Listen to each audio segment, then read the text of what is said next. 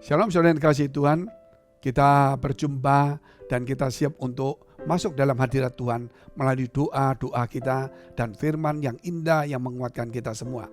Mari kita tunduk kepala dan kita berdoa. Bapa kami yang ada dalam surga, yang kami kenal di dalam nama Tuhan Yesus, sungguh kami mengucap syukur kepada Tuhan. Kiranya Tuhan Kau memberikan kekuatan, kemampuan, kuasa, kasih, karuniamu kepada setiap kami. Supaya setiap kami Tuhan boleh mendapatkan kemenangan, keberhasilan.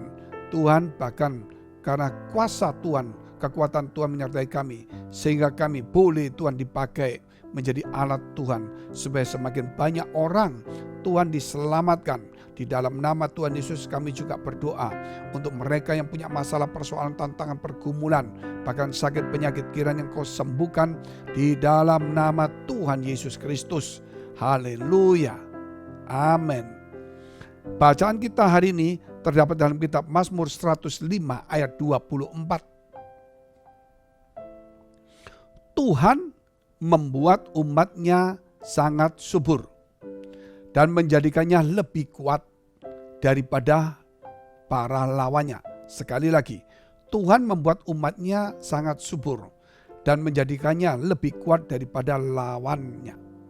Di sini kita melihat ada dua hal, yaitu pertama, Tuhan membuat umatnya menjadi subur. Subur artinya saudara penuh dengan damai sejahtera, dan boleh juga dikatakan subur itu dalam arti kalau sebuah pohon subur itu berarti dia itu mendapatkan air sehingga tidak mengalami kekeringan ataupun mengalami keguguran. Di dalam kehidupan orang-orang percaya itu dibutuhkan dan membutuhkan yaitu satu kehidupan yang stabil supaya tidak mengalami kekeringan dalam persoalan hidupnya, tidak mengalami kekeringan dalam imannya, tidak mengalami kekeringan dalam nasib dan rezekinya, tidak mengalami kekeringan juga di dalam kebahagiaan dan damai sejahtera dan sukacita. Biar itu melimpah sehingga dikatakan saudara bahwa Tuhan membuat umatnya sangat subur. Itu berarti Tuhan yang berkarya, Tuhan yang berkenan, Tuhan ingin, Tuhan punya kehendak. Sebab itu kita harus bangga dan kita harus percaya dan kita harus lebih sungguh-sungguh kepada Tuhan. Karena Tuhan punya keinginan, punya kehendak. Bukan yang jelek tetapi sesuatu yang lebih baik, amat baik, sangat baik bagi umatnya. Hal yang kedua kita melihat bahwa Tuhan ingin membuat yaitu umatnya itu lebih kuat daripada musuh-musuhnya. Kita orang Kristen tidak boleh punya musuh. Orang Kristen tidak boleh memusuhi orang lain. Tetapi juga saudara kita tidak bisa menolak kalau orang lain memusuhi kita. Walaupun kita tidak mau memusuhinya. Sebab itu orang Kristen tidak boleh mencari musuh. Tidak boleh memusuhi karena musuh itu adalah tiba-tiba datang atas kehendak mereka sendiri. Dan Tuhan akan membuat kita lebih kuat. Lebih kuat daripada para lawan kita. Lawan mungkin saudara orang yang ingin menjatuhkan kita. Orang yang memusuhi kita tanpa alasan. Orang yang membenci dan iri kepada kita. Mungkin juga orang-orang saudara yang memang sudah disusupi hawa nafsu dan kuasa kegelapan. Sehingga mereka tanpa sebab pun ingin memusuhi. Namun sebagai orang percaya tetap kita harus berbuat baik kepada mereka, mendoakan kepada mereka. Namun kalau kita melihat ini, Tuhan yang berkehendak supaya kita dibuat lebih kuat. Saudara, kita nggak perlu memperkuat diri untuk mengalahkan musuh kita. Kita harus mengalahkan musuh dengan kasih, dengan kebaikan. Tapi Tuhan akan memberikan kekuatan dan lebih kuat daripada para lawan kita. Itulah dikatakan bahwa Tuhanlah kekuatanku. Contohnya nama Gabriel. Gabriel itu kalau kita lihat adalah dari dua arti kata, yaitu Gabriel, El itu adalah Allah, saudara. Kalau kita lihat Gabriel itu berasal dari kata kekuatan. Artinya Gabriel itu adalah Allah adalah kekuatanku. Sehingga kalau kita lihat Gabriel itu berbicara tentang Allah adalah kekuatanku. Sama dengan Rafael.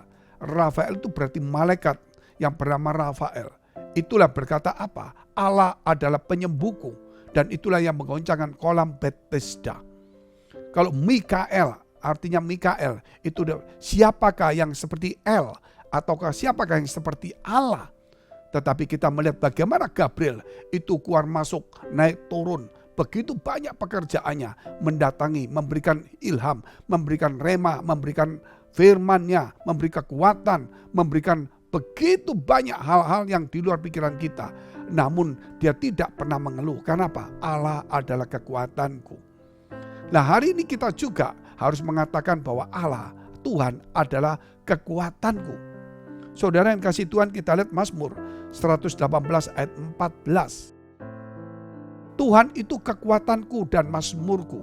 Ia telah menjadi keselamatanku. Kalau Tuhan itu menjadi kekuatan kita, itu harus kita ikrarkan dalam diri kita, dalam iman kita kepada Tuhan. Ketika Tuhan menawarkan diri bahwa dia adalah kekuatan kita, ketika Tuhan menawarkan diri atau memberikan kepada kita bahwa dia akan memberi kekuatan kepada kita melebihi dari musuh kita, bagaimana respon kita? Respon kita harus menyikapi dengan iman bahwa Tuhan itulah kekuatanku. Ketika Tuhan sudah menjadikan dirinya sebagai kekuatan kita, ketika Tuhan telah memberikan kekuatannya supaya kita lebih kuat dari musuh kita, maka iman kita harus bangkit dan iman kita harus berkata kepada diri kita sendiri bahwa dikatakan Tuhan itu kekuatanku, satu ikrar. Satu namanya slogan, satu moto dalam hidup kita bahwa Tuhan itu kekuatanku dan itu bukan sepihak. Kalau sepihak saudara berkata bahwa saudara Tuhan kekuatanku, tapi kalau Tuhan tidak mau memberikan dirinya sebagai kekuatan kita, mana mungkin. Tetapi ini bukan sepihak karena Tuhan telah menawarkan dan mengikrarkan dan memfirmankannya. Sehingga hari ini juga kita menerima firman dan menerima dengan iman bahwa Tuhan adalah kekuatanku. Dan dikatakan juga mazmurku, ia telah menjadi keselamatanku. Sehingga bagi orang yang percaya kalau Tuhan adalah kekuatan kita, kita hidup tidak boleh berkeluh kesah. Kita harus belajar untuk mengucap syukur sebesar-besarnya penyakit kita, sebesar-besarnya hutang orang yang mengejar kita. Tuhan adalah kekuatanku. Berarti kita lebih kuat daripada mereka. Asal saudara hidup kita mulai lurus dan bertobat, jangan lagi kita mencari perkara-perkara yang salah. Contohnya saudara, hidup kita pesta pora, uang gak ada, kerjaan gak ada, terus kita hutang kiri kanan. Nah tentunya Tuhan gak suka dengan cara hidup seperti itu. Atau mungkin kerjaan kita saudara, kita gak fokus, bahwa kita cuma mentalnya cuma hutang kiri kanan tanpa kita melihat pekerjaan kita dengan baik, itu berbahaya. Oleh karena itu dikatakan bahwa Tuhan mazmurku, kita harus belajar untuk mengucap syukur. Saudara, supaya ketika kita mengucap syukur, pikiran kita kepada Tuhan, bukan kepada orang-orang dunia. Sehingga kita mengandalkan Tuhan, bukan mengandalkan dunia. Bahkan kenapa saudara? Karena dia adalah keselamatan kita. Keselamatan untuk hidup kekal. Keselamatan untuk apa yang kita hadapin. Krisis demi krisis yang kita hadapi. Tuhan adalah keselamatan kita. Mari kita tunduk kepala, kita mau berdoa. Bapa kami yang ada dalam surga, Bapa yang baik, yang kami kenal di dalam nama Tuhan Yesus. Sungguh kami mengucap syukur Tuhan ketika Engkau telah menawarkan diri, ketika Engkau berfirman bahwa Engkau adalah kekuatan kami, dan Engkau akan memberi kekuatan supaya kami lebih kuat dari musuh-musuh kami. Sehingga Tuhan melalui firman-Mu, melalui janji-Mu, perkataan-Mu, kami terima dengan iman kami bahwa Engkau adalah kekuatan kami dan mazmurku dan keselamatanku. Terima kasih Bapa, terima kasih.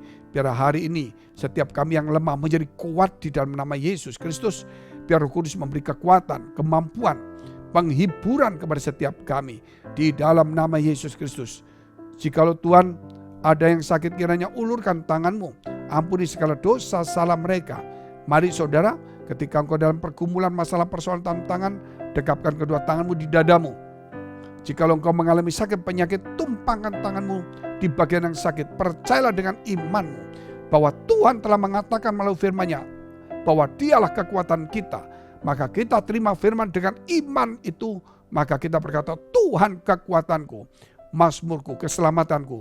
Aku menjadi pulih, aku menjadi kuat, aku menjadi sembuh di dalam nama Yesus Kristus. Haleluya. Amin. Jikalau saudara masih membutuhkan pelayanan doa dan konseling, silakan hubungi nomor yang tertera. Tuhan Yesus memberkati.